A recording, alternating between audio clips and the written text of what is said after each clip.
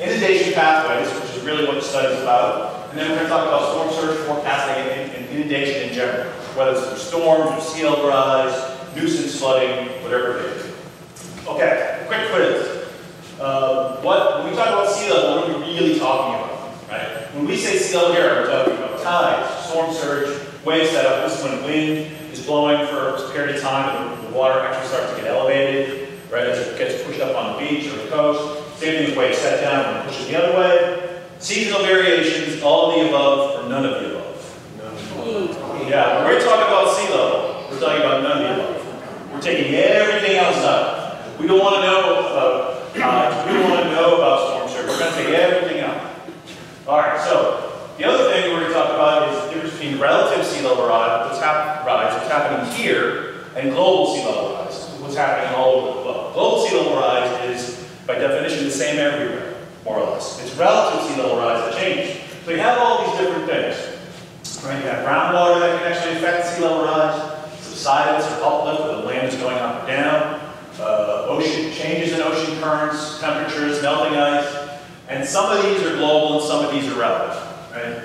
So when we talk about relative and global sea level rise, these are the things that are affecting those. Temperatures are actually pretty important. So you might have heard at one time rather that you can't compress water. Water is incompressible. That's not necessarily true. When you get to a certain point, it's really difficult. But when you warm water up, it actually expands. So if you expand something, then you can contract something, you can compress something. And a third of the global sea level rise right now is due to what they call the steric effect. And this is as the water warms, it increases in volume, so it just takes up more space. Right? So a third of the global sea level rise is actually attributed to temperature rise. Temperature increases. Okay, how do we measure sea level rise? Well, yeah, we do tide gauge. We have one in Provincetown now. The United States Geologist Survey put a really good tide gauge right in Provincetown Harbor about a couple of years ago. So that's what we call it. We can use satellites. Ice cores. We'll come back to that. All right. So when we look at sea level rise, is it really rising in water? I'm just going to touch on this for a few minutes. What we have here, we're looking at chart a rate of sea level rise, how fast it's rising, and then from the 1880s to the present day. And there's a nice correlation between global temperature and sea level rise. There's more variability in the rate of sea level rise than there is in the temperature. Right? It's global temperature. So we see a nice correlation.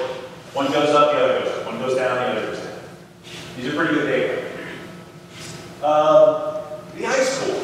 So ice cores have, in places like Greenland, places like Antarctica, they have seasonality to them, right? There's a certain amount of snow that falls that gets turned into ice. And you can actually see rings in these ice cores, just like you can in trees. And there's a summer and there's a winter layer. So what we can do is we can look at the air bubbles that are trapped inside these inside the ice cores. And we get an idea of how warm it was in the world when that bubble of air is trapped. They did a study in the late 90s, a huge amount of effort, and they dug a 3-mile ice core through the Greenland ice sheet. There's a wonderful book, it's called The 3-Mile Time Machine. They went back 800,000 years. 3 miles, they went back 800,000 years, and then they looked at each one of these. And they looked at the air bubbles. And the air bubbles, again, the ratio of oxygen isotopes. You can tell how warm it is. The warmer it gets, the higher the ratio gets, the colder it gets, the lower the ratio gets. So we actually have a really good way of looking at temperature rise in this area. In the area where it's frozen at any time during the past. And we literally just count the rings. We count the layers. So this is the last 400,000 years on this chart.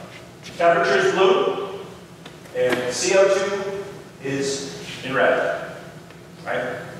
So look what's the atoms. There's a peak in the red, there's a peak in the CO2, there's a peak in, and then right after that, there's a peak in temperature. Peak, peak, peak, peak. This is really good correlation. This is really, really nice. You're not going to see a better fit than this. And this is what we call natural variability, right? This is how much natural variability has happened in the last 400,000 years. It's been much, much colder, right around here. We had the Ice Age. At this point in time, about 20,000 years ago, right where we are, there's about 1/4 mile of an ice sheet thick. The ice was 1/4 mile thick, right where we are right now. So it was much, much colder. And we can see that. So it's been much, much colder. It's been much, much warmer. About 120,000 years ago, it was sea level was higher than it is today. And it's been much, much warmer in the past. So, if we look at this in more detail, again, this is really nice. You look at these peaks, you look at the valleys, and they correlate really, really nice. CO2, then temperature, right? CO2, then temperature. If we look at this whole graph, now scientists, for the most part, it's really hard to get scientists nervous or concerned. Science goes really slowly, right? We don't really get that uptime to study things. It takes years to do studies. What scares scientists is this area right here. That's not my line. That's the actual measure of CO2 in the atmosphere right now. When the study was put out, it was about 10, 15 years ago. So we go back here, and we look at the changes. We look at this, what we call natural variability for 400,000 years, long before we were here, and then we see this. So when we say things like, well, this is just another cycle that's going through here. Well, this cycle hasn't happened for 400,000 years. In 800,000 years, you went all the way back. We haven't seen this much CO2 in the atmosphere for tens of millions of years. Right? So the natural variability argument is really important. And recently, we've gone over to 380 and we're at 410. So right now, as of April, we're at 410 parts per million CO2 in the atmosphere. So we're way above where we have been. So when we talk about sea level rise, of course, like I said, the warmer it gets, the higher sea level rise goes. This is what concerns us, because there's a lag, right? It didn't happen right away. And these are hundreds, this is 50,000 years. So it doesn't happen 50 years later. It doesn't happen 100 years later. It takes time. And that's why we say, Mike, if we never burned any more CO2, sea level rise would still be going up. It would still be getting warm, because there's a lag, because it takes time to happen. So, sea level rise. Go back to sea level rise. That's what we're talking about here. We have all different kinds of tide gauges. We really started getting good at this in the late 1800s, early 1900s. So we have tide gauge data, continuous tide gauge data from all over. Boston's one from the 1920s. Right? Again, this is removing everything, right? Taking everything out of it except what we're actually seeing. And there is, again, some natural variability. And that's okay. It's normal, right? Natural variability is okay. But the trend line is pretty consistent. It's just going up about 3 millimeters per year. About a foot a century. Right? For every 100 years, it's going up about a foot. That's what we see here. And this is the regional sea level rise in Boston. In Boston, it's 3 millimeters a year. In Louisiana, it's more than 9 millimeters a year. It's more than 3 times as much. Does anybody know why? Yeah, subsidence. We just said subsidence. Louisiana, the land is going down real fast. For a number of different reasons. There's compaction. They're removing a lot of petrochemicals and water, so it's actually lowering. So the land is lowering and the sea level rise is coming up. So the relative sea level rise is actually faster in Louisiana than it is. That's one of the worst. It is one of the highest rates of relative sea level rise in the world. Alaska. Did you get the slide backwards? No, sea level rise in Alaska is down in parts of Alaska.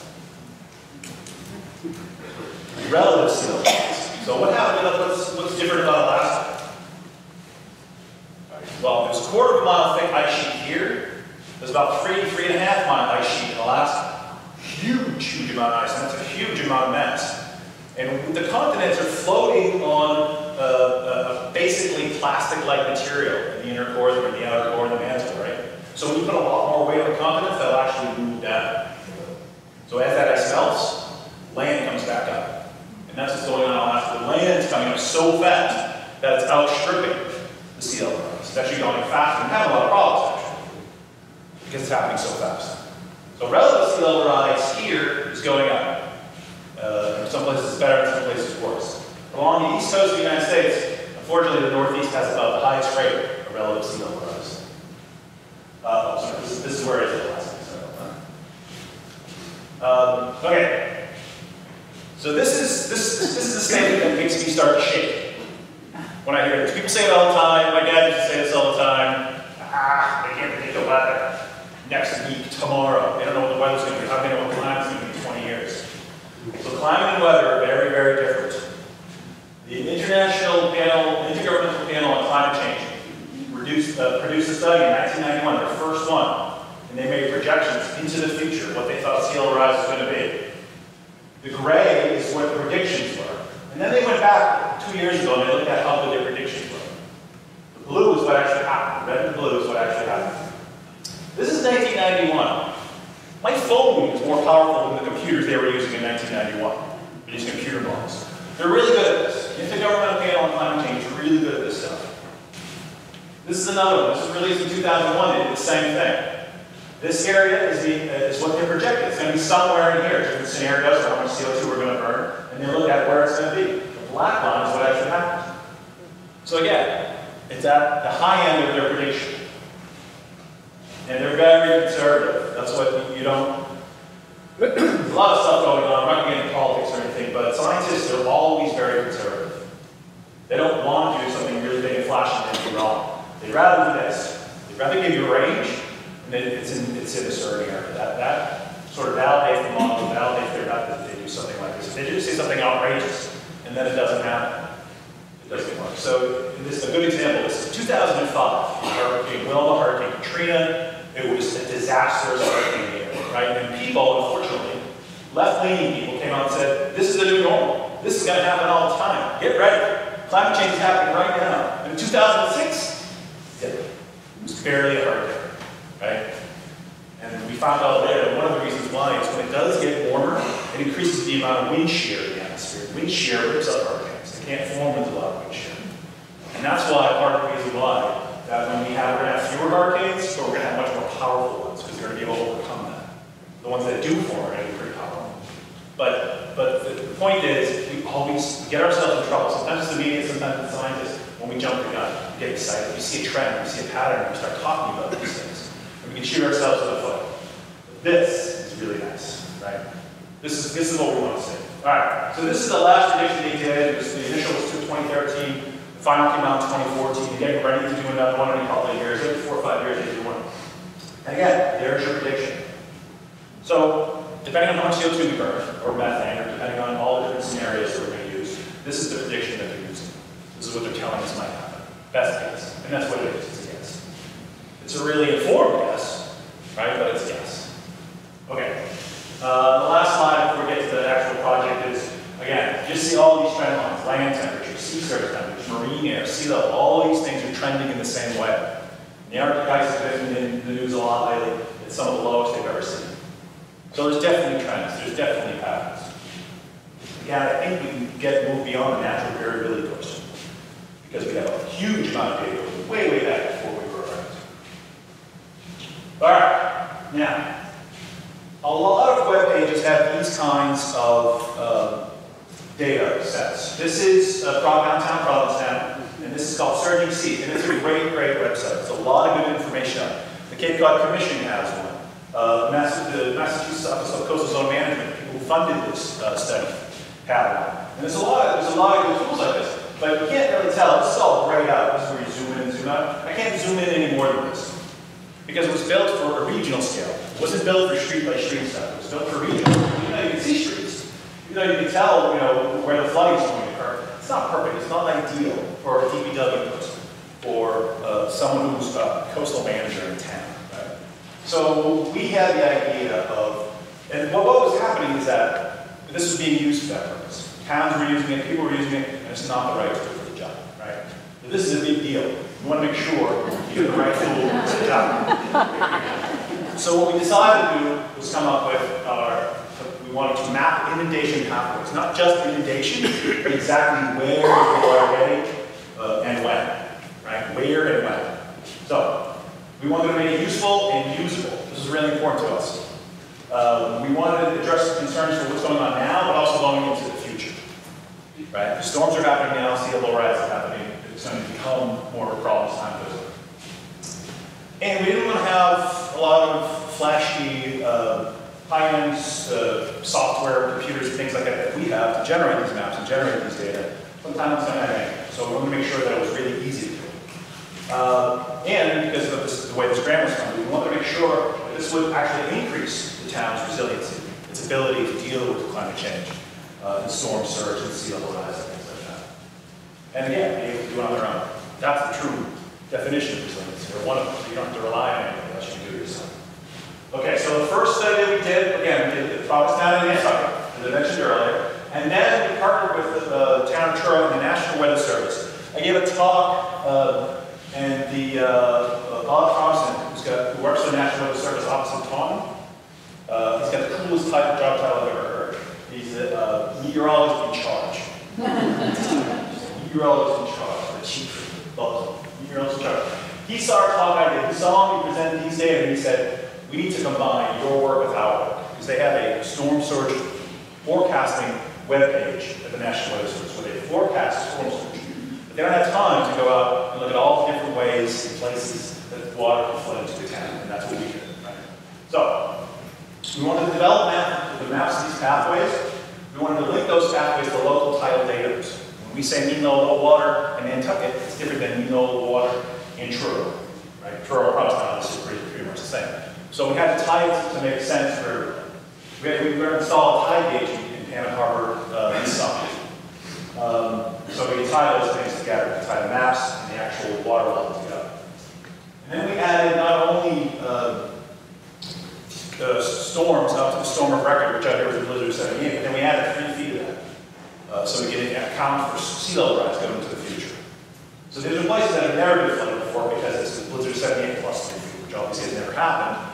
But if sea level continues to rise, it will. So this is a way to plan for the future and also deal with storm surge then. And then, like I said, the last thing we do is we link those 2 things. So when this goes live, this web page goes live, you will all be able to go online and zoom in, zoom out, change water levels, and see where the flooding is going to occur. All right. So how do we do this? We get pathways and use data visualization software, which I'll show you a little bit. It's really important to do.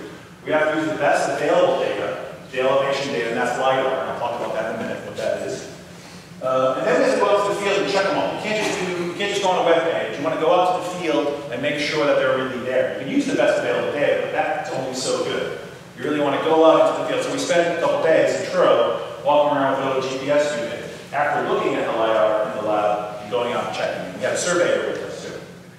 And then we have maps. We're going to make maps and print them out so the town can have them if they need them. Okay, so the best available data for elevation is called LiDAR. Right? We've all heard of radar and sonar, but what's LiDAR? Radar is radio waves, where you're bouncing radio waves off something that come back to you, and you're detecting them and you're ranging them. How far away is something? That's what radar is. Sonar is the same kind of thing, but it uses sound in the ocean with boats. And LiDAR uses light. There's a bunch of different ways you can use LiDAR, but in this instance, it's the LiDAR, you fly a plane, and you bounce light off the, it's invisible light. See it off the ground, and it comes back to the plane, and they can actually make a map of the land. Really, really high resolution map of the land using LiDAR and light. How good? Pardon? How good? Centimeter? Yeah, it's about plus or minus 5 to 8 centimeters depending on where you are. In a really flat sort of pavement area, it can be less, a couple inches in the elevation wise. What's interesting about LiDAR is that usually, and please stop me if you have any questions, usually with data sets like this, the error horizontally is less than the error vertically, and LiDAR is the other way around. You're better in the vertical than you are in the horizontal. And it's really, really good. They get really good at it, which is crazy. How fast they can do is and how accurate it is. There's other kinds of LiDAR. There's terrestrial LiDAR. You just sit down on a tripod and you can make a map of a bluff face like this. People put them on boats and you map, like if you're going to map the outer beach, you can map that whole bluff really, really quickly, really high resolution data. These are trees. They're actually pinging off the leaves. You can actually get LiDAR. I mean, you can actually get biomass from LiDAR. See how many leaves are there. If they wanted to look at it's not cheap, but if you wanted to look at how bad gypsy moths were from year to year, you could use a LiDAR system to do that. It's actually precise enough to look at individual leaves, which is kind of crazy. Architectural LiDAR. You can actually see structure. You can see bridges and all different kinds of things when you're trying to map these different areas. All kinds of things you can map in 2 dimensions. This is what 3-dimensional mapping is. LiDAR is one way to do it. You have an automated plant, and you have machines going around that automated plant. They need to know exactly where everything is. And this is one of the ways you can do it. You can actually create a 3-dimensional map of industrial areas, and they're doing a lot more of this now. It is getting cheaper and cheaper. All right, what do we got here? Cars, traffic. Your self-driving car is going to have LiDAR on it. No doubt about it. It goes the speed of light. Right? You can't get faster. If something's coming at you, something's from behind you, so you want light. It goes really, really fast, obviously. So this is what you want. Every self-driving car is going to have a small LiDAR unit in it. So there's a bunch of different uses for it, but the way we used it is the following. So this is LiDAR from Provincetown. Again, we're going to use Provincetown because it's just visually, it's really interesting. Then we'll show you the Truro data later. So this is Provincetown. This is all LiDAR data flown with a plane, really high resolution. It's not snowing in Provincetown, it's just color effect, right? So we're going to zoom into downtown area, and it's just the land. That's why you don't see anything in the water here. There's no like the temperature underwater photography. But there's the breakwater, and there's downtown. Now we can superimpose the data visualization software that I mentioned. We can superimpose the picture on top of the LiDAR. So now it becomes 3-dimensional. So now the image is 3-dimensional, right? And we can take measurements. So we zoom in. I do this because I don't trust videos and PowerPoint. Do myself. So now we turn the water on, right? Now we can raise the water level using this data visualization software. And we can slowly rise the level, raise the level, raise the level.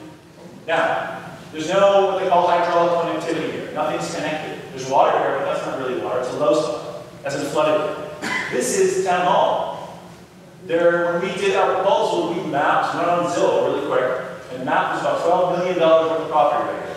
That's just the stuff that showed up. There's town hall, there's church, there's things that weren't on Zillow. So just this one area, right? Just what's in the blue, right? But it hasn't connected yet. The water's not here.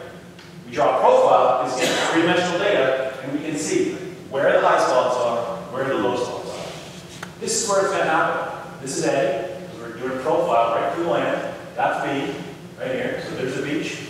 There's the inlet here, inlet there.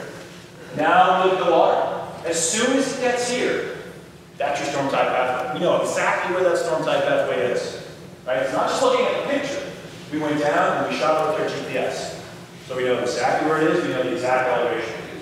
As soon as it gets past this storm type pathway, this is just a little area for us. But as soon as it gets past this one, it's going to flood the whole area here. Right? So the one here, and then boom. This whole downtown area gets flooded. 2 spots. They can prevent this flooding by dealing with, mitigating these 2 spots. So that's a storm type pathway. This little dot is your storm type pathway. We find it by using data visualization software, and then we go out and we shoot it and make sure it's right. Because the LiDAR isn't always right. It's good, but it's not perfect. And remember, we're in a coastal area. Coastal areas change, right? They change from time to time. So the LiDAR gets you going, gets you in the right neighborhood, gets you in the right area. And then you have to literally go out and survey and actually see where the low spots are. That's all you're really doing. Just looking where the low spots are. So, secondary pathways. Okay, this whole area is flooding, but now this whole neighborhood won't get flooded until that one spot floods. Right, same thing here. This neighborhood, which is really close to the water, but it's going to get water this way. It's going to get water coming around here. And if you walk through Provincetown, this is a really low area. You'll feel it when you're walking through here. If it really rains heavy, this area will get flooded because the drainage is that good. But you can follow the water, and that neighborhood here will get flooded this way. It goes all the way around. All right, so this is the data set that we built. This is the data set that we're going to talk about. And again, this is what it looks like. As soon as it floods, you get this area here, and you get this information, whatever information you might want to have happen when Truro, we'll get to the good stuff now. So, when we did Truro, when we did our analysis using the LiDAR, we found 95 potential storm type pathways. These are potential ones. Then we had to go out in the field, and we looked at each one of these, and we found 59 that were what we were called storm type pathways, right? 55 made it into the final batch of the few were just a little too high, outside our range, when we went out and measured them. And then we had 47 what we call field corrected. So that means that when we went out and shot the storm type pathway, according to the LiDAR, it was at least 3 feet away from where it actually was. So the LiDAR is good. The LiDAR got us where we needed to be, but we still had to tweak it. We still had to move them a little based on whether it was things that had changed since the LiDAR was taken. This LiDAR was collected in 2013, 2014. And we went out in 2016, so it's 2 years. Something's changed, something's done. So we have all these data. Just to give you an idea, so this is a video that we could do when we had the water come up, right? We just saw the Pamet this here, and the water slowly rising. I tried a video on this one, which you've already seen, it didn't work at the end of the world. And then you can see how all these points are going to flood and when they're going to flood. And that's how we did it. Really, really simple. What we did here, what we did not include in the CCM report, is this area. This is upper Pamet. It doesn't flood, right? It's not going to flood from this direction. You might get a really bad storm and have a little water here. But it doesn't flood. But the town is talking about maybe sometime in the future restoring tidal flow to this area. And what they're going to have to do is they're going to have to see, well, if they really restore tidal flow, what would happen? Where would the floods go? Wherever the water goes, what homes might get flooded, that kind of thing. So we just did it anyway. We're in the field, we're doing it anyway, we kind of added, threw it into the bonus. So when you write the CCM grants, you write them for the town. The town gets the work for free, right? Because it's a competitive grant. So all this work that we did here didn't count cost the town any money. Right? We partnered with the town to do this. To do all these data sets right in there. We asked for a little money because we can't give this to CCM. No. We can't actually do a coastal resiliency grant and include this because there's no way this can get coastal. This can't get flooded, from a coastal storm because it's technically tidally restricted. So we did it anyway for the town. So another way. So I showed you a couple downtown and Provincetown, but another storm type pathway that we can do is just a road. This is Mill Pond. This is Mill Pond Road, right? The only thing, houses aren't going to get flooded here, but the road's going to become impassable. Right? At some point, when water gets to this place, emergency vehicles aren't going to be able to get through. You're not going to be able to drive through. So again, we raised the water up, and we wanted to see exactly when it was going to flood. And again, we go out there. This is where the LiDAR told us the water was going to flood. And this is where the final was. Not only in this area, the LiDAR said the water was going to flood from this side. Pamet's out here. The Ocean Bay's out here. But when we went out there, we realized the road is a little lower, and it's actually going to flood right here. So the LiDAR's great, doing its great, take it out in the field, you're going to check each one of these, and it takes time. And we used our handheld GPS, it's very high resolution. It's pretty much the best elevation data you can get. It's actually less than this. It's about a centimeter.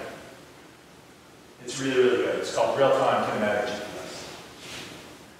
Okay, so you have your data set. Again, all these data are publicly available. The town's going to have these data by Friday. They're going to be online probably in July and August. The website will go live. But these data are here and you can look at them. And the color code is when the actual area is flooded, right? At what elevation. So when I said where and when I meant where, I meant where geographically, but when is when the elevation gets to be a certain height.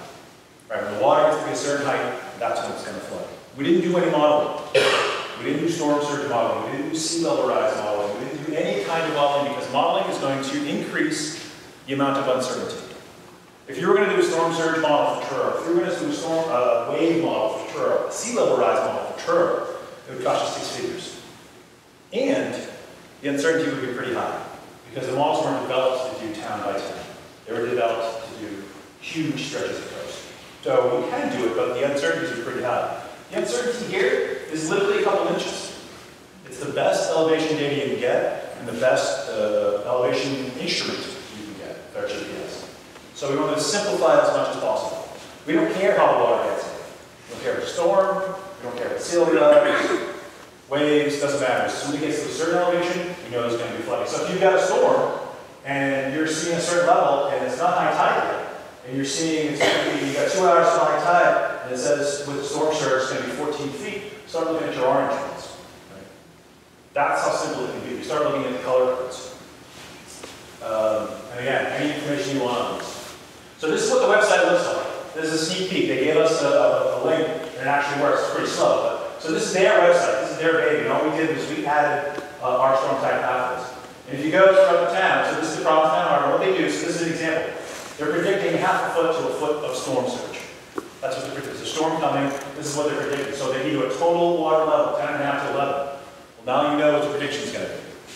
Right? Like I said, when that gets, 11 feet, it really doesn't have good high tides, 12 feet. So it's not until they get a little higher. And then we start moving these, and they color-coded these, so all of these are there, the tides are their flooding categories, so minor, moderate, and major. So when you're listening to weather forecasts, start with minor flooding, this is going to be tied to that. All areas of Truro are going to be tied to that weather forecast as you hear the National Weather Service. Minor flooding is predicted in these areas. Well, now you're going to know. The town's going to have that. You're going to have that. And you just got to go up. And you just move up this elevation. And you see all the storm type pathways. Now 16 feet, 17 feet, that's not going to happen. That's beyond the storm of record. That's beyond the blizzard of 78. But in 20 years, 50 years, 100 years, when you have that much sea level, now it's in reach now, right? So there's long-term planning the town can do, there's long-term planning the county and the state can do with these data. And just to zoom in real tight, like I said, we can zoom in really tight, we can show you the storm type pathways, we can give you all the information about when things are going to flood and where they're going to flood.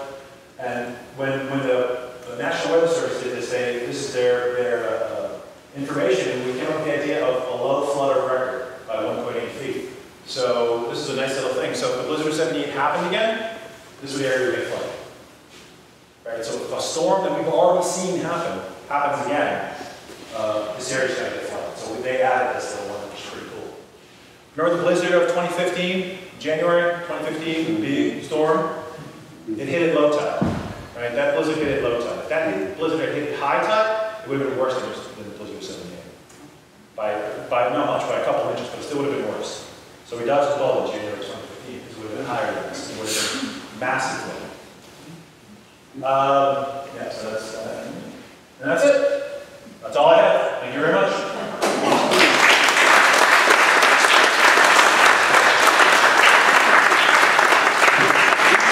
I got to work in a big finish. We actually have a mic if people have questions.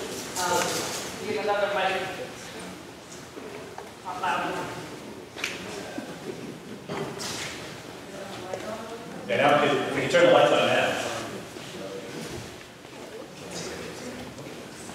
You should, the numbers against MLLW, is that mean low tide? That's mean low water. So you got two low tides today, so that's mean low water. So when we see a number in the paper, like Sunday morning there was a really high tide of 12 feet, about 1 a.m.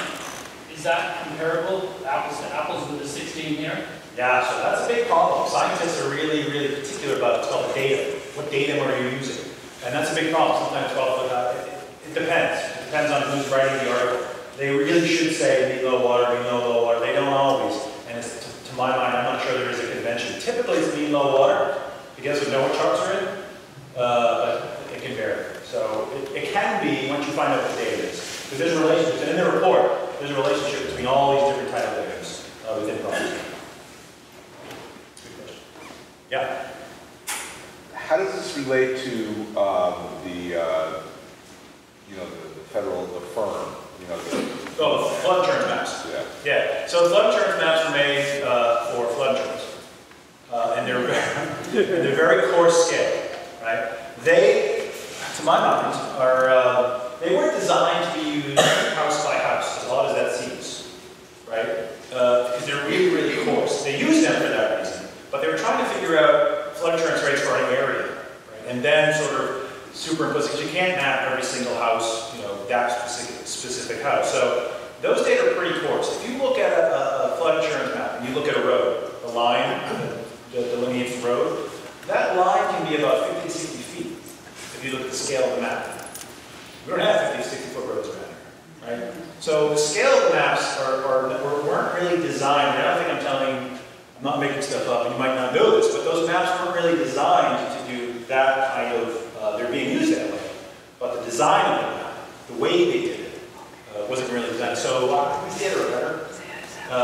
And we don't tie flood velocity rates of flood zones to these data, but the National Weather Service does. So you can go on this website and turn that flood, the V zone layer and the A zone layer on and off, and you can see where they overlap. I won't speak to the accuracy of that because that's not our data. And it's a dangerous game when you use something, for one thing, that's the saw in the tree, right? It's the wrong tool.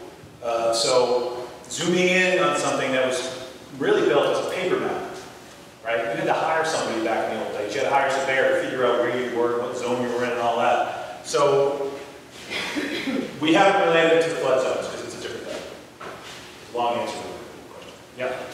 Are they doing the same thing along the coast of Florida and the Carolinas and Hilton Head and Rehab? So they are doing the same thing that you presented today? Well, everybody is doing the inundation extent, the extent of the inundation. To our knowledge, no one has come up with the idea of a pathway. Where exactly is it happening? But it's not, I mean, we came up with this idea 3 years ago. And science moves fast. Nobody's published on it, and I'm not aware of anybody actually doing that, but they might be. I mean, we're doing it, and I'm sure people in Florida don't know about it. Yeah. Yeah. Like, say, like every year at Ballston Beach, the beach is constantly changing. So, if the dunes are changing, won't that affect your maps and locations?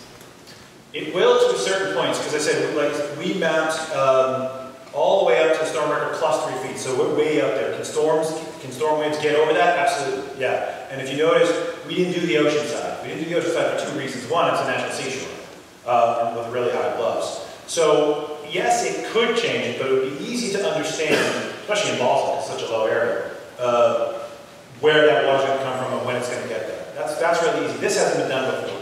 And we kind of did that. I did a report, the Center for Coast Studies did a report about the Ballston overwash a little while ago, and we talked a little bit about that there. So yeah, absolutely. With the natural variability out there, it can change. These won't, right? Because we've already mapped those. And ones that we haven't mapped, you know, obviously, that's not going to change because we haven't mapped them. There might be new ones that form due to erosion. Yeah, that's just nature. But it's a good question. Yeah. I've often heard that it's been advocated to restore tidal flow to the back Pamet. But your map makes it look like not a good idea. It makes it look like it would create a huge flooding issue. They're more than you might expect if you just did it tomorrow. Yeah, let me go back here. All right, so there are a few. These are really low, and these are high. But all this one, and that one, I think this one on top of my head, these are all roads. So houses aren't really getting flooded by these. They're just washing over a road. But, so yeah, I mean, if you think about what's going on in Wellfleet with the Herring River restoration, there's a lot of work being done. They're going very, very slowly. And the question always is, do the benefits outweigh the drawbacks, right? So would restoring this tidal flow in this area be a greater benefit? And the reality is, you can't get flooded by surprise now, right? We mapped them. We know where they are. They're relatively simple to address. It's when you don't do this, and then an event happens. We pretty much know now where the flooding can, you know, we haven't opened it up yet, right? So we're way, way ahead of the game. So I don't think there's a danger of things being flooded, sort of plastic rivers. Yes? Do you have plans to do studies like this in other towns, like locally? Well, the harbor would be fantastic, right? That would be really cool. So the grant funding is year to year. We didn't do another round of these this year because we're just doing other stuff. But these aren't that expensive. I mean, not to say it's not that expensive. We can, and we have thought about going to a town asking for others to do this because, you know, it's not all that expensive. But I would love to do more, yeah. Yes? Thank you. I suppose that a large quantity of water rising is due to the melting of the polar ice caps. So I would have a few questions just based on that fact, if you will. Sure. The first one is, how much of a rise in sea level would be had if these two entities were to melt? And the second one, presuming that this is going to take a few hundred years, maybe less, probably less, how much construction foresight has been had to preserve the actual shape of Cape Cod, Miami, you know, and so on, and places around the world? third part of that question now is, how long ago did the Dutch start making their dikes?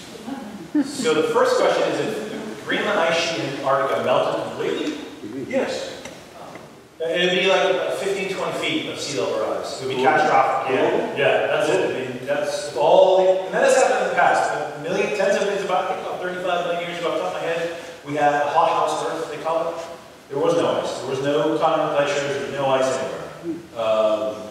And you had sea level much, much higher than it was today. So yeah, it's not, but it's geologic, right? It takes a long time.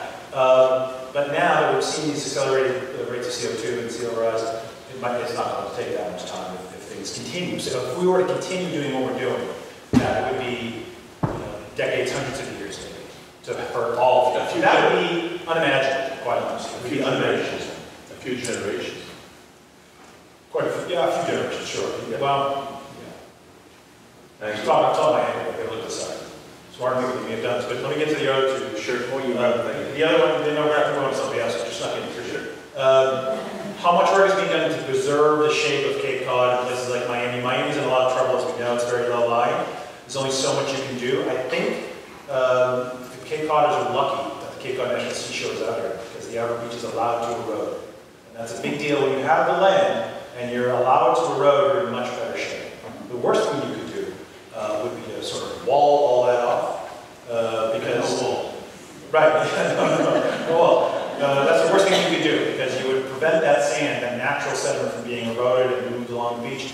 No matter how bad a winter you ever have out here, you're always going to have big beaches on the other beach, because it's just the roads. As a matter of fact, the worse winter you have, the worse winter you have, the bigger the beaches are the next summer. That's just the way it works, because there's all that much more sand released to the system. So that's a great thing. Miami's not going to flood. Manhattan's not going to flood. Boston's not going to flood. We're not going to allow that to happen. Right? We're going to do something. Retreat when it's possible would be great.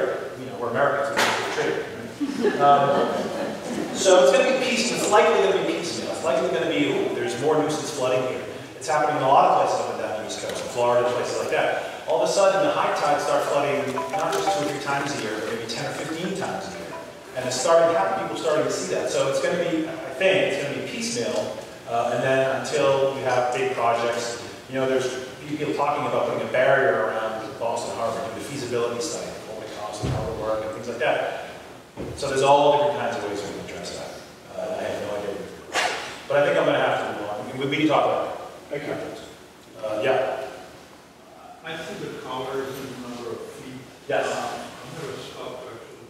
But each point seems to be much, much lower than that. Mm-hmm. How low is it and how exposed is it? Beach Point, it's on my head, we go back to the, it's got some spaces in it. It's definitely got a couple in it. All these up in here, right? So it's got a few low spots, absolutely, yeah. But I don't know the elevation on top of my head, but it's beyond, it's got to be a pretty good storm to get up there. There's a lot of walls at Beach Point, right? There's a lot, the road itself is relatively low, but to get over there, you get the houses, you get structures, you get a lot of walls, and you get some good-sized dunes there also, thankfully. One of the low spots actually is... Not on the side, not on Pilgrim Lake side, is very protected, high dunes, lake and everything, Yeah. road. Yeah. And then you have the beta things with... Sure, and you have like 7 or 8. You do have low, You have them in colors which are around 12 feet. It looks more like 3 feet. Oh, well, this is the mean low water. This is an average, not an average. It has to do, 0 is sort of mean water, and you put, you get 10-foot tide range here. So it's not, it might be 3 feet above high tide, maybe a really high tide. But if you wait until it goes down 5 feet, now you're 7, 8 feet above that. And we're talking about mean low water, so yeah, it takes about 10 feet tide range. Yes. The dot on the ocean side, across from Beach Point, where is that? Yeah, so that's a really funny one. So you got to go over the data lead you, right? You have to follow where the water goes. Given enough time, hypothetically, water would flood here and go all the way up in there. The parking lot would actually flood from the bay. Where is that? It's right in the parking lot of Head of the Bay. Yeah.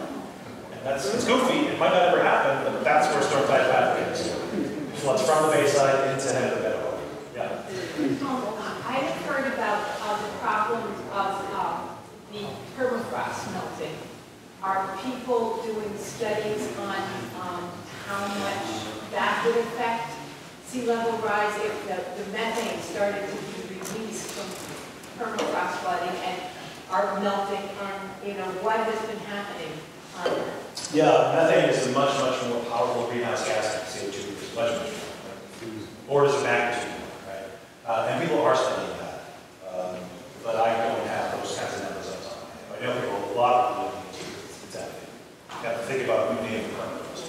But it would increase everything. Yeah, it would contribute to the CO2 and the global, that greenhouse effect. It would increase the CO2.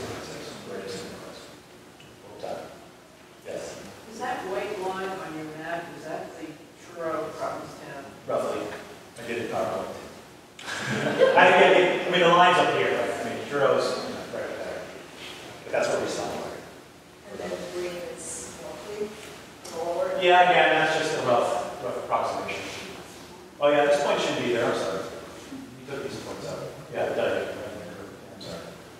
Yes. Oh, did you have another question? Is it really, it looks like all of the vulnerable spots are pretty much clustered along the Pamet. Yep. Is that, do you see, and that little sort of cluster? Beach wire, yeah. Correct? Mm-hmm. And that outlier is, Yes. which Yeah. you know, and that's. Oh, do we know what it is? Where is that? We need to know. Yeah, all these data are going to be available on probably that. I don't know what's on there. This was a couple, we did this last year. And then what about the next step of preparedness? It's one thing to say, you say you don't have to worry, it's coming, but. Oh yeah, no, this is a very big deal for towns because it takes a long time to run a lot of capital in, right? So you start to plan out. You start to plan for the ones that are high up. If it's out of the ordinary in terms of vulnerability. This one goes in that entire area. And that's what each one of these has what we call a pathway activation level, where as soon as water hits here, it's going to be a little area where it's going to flood right then and there. Each one of these storms have covered. So yeah. Yes. Your earlier map showed over so many million years, first the CO2 rises, and then the next is the water level. Temperature. Yeah. So right now, the last one showed CO2 is way up. So what is the lag time between that and? Yeah, and centuries. Oh, centuries? Yeah, it can be. So in that 400,000, sometimes it can take hundreds, if not thousands of years, right, for that lag. But again, that was natural variability, went up really, really slow. Right, and you've seen those changes. It's really, the one we're doing now in the last 50 years is a straight line compared to all those other ones. Straight line. So we don't know. That's the thing. We don't really know. It's never happened before, as far as we know. So we don't really know. So there's a fair amount of uncertainty in terms of when that lag is going to happen. That's why people. Yeah. Could you comment on the potential effect on groundwater of sea level rise? Sure. I mean, saltwater intrusion is a big problem. And as a general, this is when saltwater gets into the groundwater as sea level rises. It can actually get into the groundwater in a number of different ways. And the groundwater will actually rise in elevation as sea level rises. It's not one-to-one, it's not linear. So if you have a foot of sea level rise, the groundwater table might not rise a foot. It changes and it's varied. The groundwater table isn't flat, it's not a flat lens. It's very variable. So sea level rise will absolutely change the groundwater. But again, not my area of expertise, and I don't know how fast. Yes? You talked about how the coast is changing on each side. Is one growing, the other getting narrower? Sure. And what impact that would have on the induction pathways? Yeah, so basically, we didn't really map inundation coming from the ocean side. We didn't know it was like we did. This is all coming from the bay. So all here, right until you start to make that turn, it's all, the erosion rate is pretty steady over the long term. Right? It's about 2 to 3 feet a year. Now, having said that, when I came here in 2009, the house just north of Ballston Beach lost about 40 feet in front of one storm. So that average rate of 2 to 3 feet a year is an average. Sometimes you don't get much erosion, 3, 4, 5 years, and boom, you get a big one. So that's an average rate. What's going on here is entirely different because you got a natural shoreline here and it just does what it does. If there's no storm, you're not going to get much erosion. If there's a big storm, you're going to get more erosion. Here you get a lot of structures, you get a lot of alterations to the coast. So there's variable rates much lower because you got lower wave energy, right? And fewer storms in the bayside.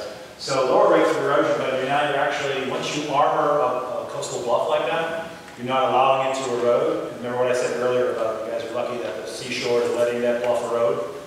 When you prevent this area from eroding to protect the house, which is a reasonable enough reason, now that sand that would have fed that beach is no longer getting there. And that's why a lot of conservation commissions make you nourish the beach if you're going to build a structure there. You know, they estimate, well, it's going to be about 300 cubic yards a year, so you have to put that much on the beach to sort of make up for that. But it's not really ideal.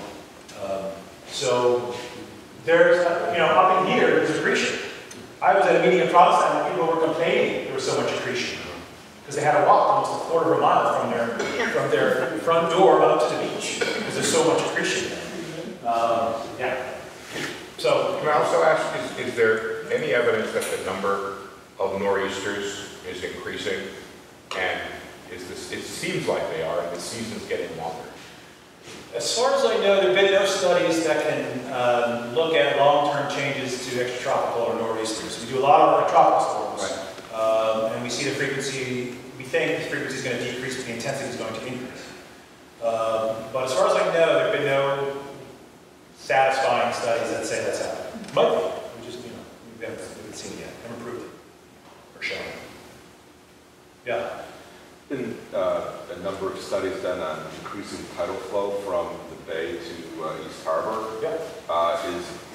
Is that affect the flooding situation on Beach Point at all, or? So we did not look at flooding that would come from East Harbor if the tidal restriction was lifted. Necessarily, but no, it doesn't. We know enough about it. When we did Provincetown, like not for this study, when we did Provincetown the first year, we looked at where water would come from if it would come from East Harbor, if it would just have the same tidal range, and it was low enough that we didn't really see that much, so we didn't go investigate too much. Yeah. I know you didn't map it, but if the sea level is rising in the bay, it's obviously also rising in the ocean. Yes. And so, if you have all of this going towards the ocean from the bay, yep. We don't have any information on the water coming in the other direction of that flooding as well. So all of these flood maps would probably, I would imagine, be far worse. Well, so someone mentioned about flooding in Ballston Beach. If you think about the ocean coastline of Truro, there's not many places we're going to get a lot of flooding, right? There's not many low places in Truro. So it would change a little, but it wouldn't change much. Change a little. There's maybe one or two places. That's a good question, yeah. Have you taken into consideration, at least in my years here in Truro, there's 4 major barriers along Pamet that have eroded through that are the full reason for a lot of the flooding. Right. I mean, Hurricane Bob took out 50 feet of sand dune. Yeah. The old train tracks now eroded away, and that causes that water to come up to Old Colony Road, which, you know, it's a storm away from flooding over. And the east end of Pamet had an old man-made dam that, I'm thinking 45 years ago, washed out. And most of Fisher Beach Road went with it. And it seems like the flooding hasn't recovered since. Well, what we did when we did this is we used, again, the best available data, right? So we used the data from 2013, 2014. That's when they flew the LiDAR. So if something happened in between then we wouldn't have been able to see that. I remember in Provincetown when we did this, we saw something that we didn't see in the LiDAR, and we thought just that it happened in between the time the LiDAR was taken and the time we were in the field. We didn't see any of that in Truro, but that doesn't mean it wasn't there. You know, so, yeah, we don't know. Any other questions? You guys, yeah. You had a slide earlier back in the presentation that had a website, not a website or a web address, I think for, was a flood map, and I wanted to write it down. It's not going to be live yet. It's going to be live when the National Weather Service says it's going to. Unfortunately, it's not up to us. So that's the name of the website. Yeah, you can go to the website now, and you can do this, but you won't see our data. Right. Yeah, but it's called coastal flooding threat and inundation map. And this is just in the Boston area. I'm from Virginia Beach, so I'm just. I think this is an experimental thing that the Boston office, the Taunton office, is doing for the National Weather Service. If a person just wanted to kind of see in any area the keys, yep. Virginia Beach, what have a resource that you would consider to be, for the. Yeah, I'm gonna get there. Surging seas is the one that's the biggest. They're everywhere. It was right at the beginning. I'm sorry. Going back into time. All right. It's called surging seas. Okay. Right there. ClimateCentral.org. That's the one that's all over the U.S. And it's really good to start with. Like I said, it's a good tool. It's good to start with. Thank you. It's not as good as ours. Just different. Yeah. When you were showing the maps of Provincetown, the flooding, you were saying I think you said it was from 78, if it happened, yep, there'd be all that flooding. Do you mean if it happened now or when the predicted sea level rise happened? No, now. So these say that image I showed of whether that's a particular storm type pathway is either above or below blizzard of 78, it's right now. So if the blizzard of 78 were to happen now, that area would flood. And we'll get the same, elevation and all that. Yeah. Okay. Thanks for all coming out. I really appreciate it.